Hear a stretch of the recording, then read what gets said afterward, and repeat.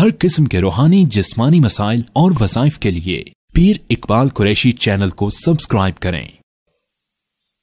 نحمدہ ونصلی علی رسولہ الکریم، اما بعد فاعوذ باللہ من الشیطان الرجیم، بسم اللہ الرحمن الرحیم۔ شادی کے لیے کہ مرد ہو یا عورت ہو اس میں رکاوٹیں ہوں تو شادی کا سبب بن جائے، رکاوٹیں دور ہو جائیں اور پریشانیاں ختم ہو جائیں، اس کے لیے سب سے بہترین عمل وہ دعا ہے جو حضرت موسیٰ کلیم اللہ نے جب مصر چھوڑا اور مدین کی بستی کی طرف روانہ ہوئے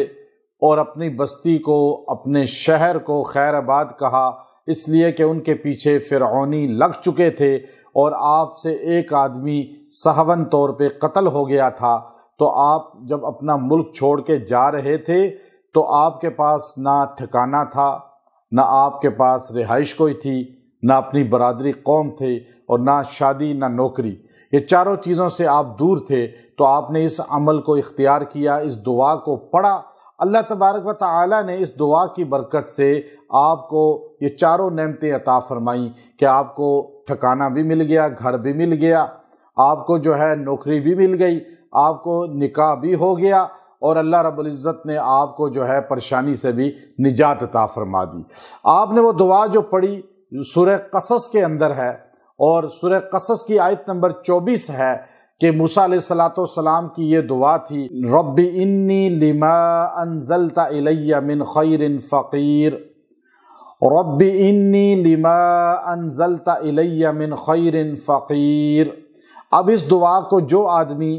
70 بار 21 دن تک عشاء کے بعد پڑھے گا اور دعا کرے گا، اللہ تبارک و تعالی شادی میں ہر قسم کی رکاوٹ کو دور فرما دیں گے۔ اگر نوکری میں رکاوٹ ہے اس کے لیے پڑھ سکتے ہیں، اور اپنے گھر کے لیے ہی پڑھی جا سکتی ہے۔ یہ دعا اتنی مجرب ہے کہ موسیٰ کلیم اللہ نے اس دعا کو پڑھا، اللہ نے ان کو وہ نعمتیں عطا فرمائیں جو موسیٰ علیہ السلام کے ان تمام پریشانیوں کو سامنے رکھے گا، اور پھر اللہ کے حضور یہ دعا پڑھ کے 70 بار دعا کرے گا، اللہ تبارک و تعالی اس کو نعمت زوج عطا فرمائے گا اور اس کی شادی کا سبب ہو جائے گا۔ مرد عورتیں سارے پڑھ سکتے ہیں۔ وآخر دعوانا ان الحمد للہ رب العالمین۔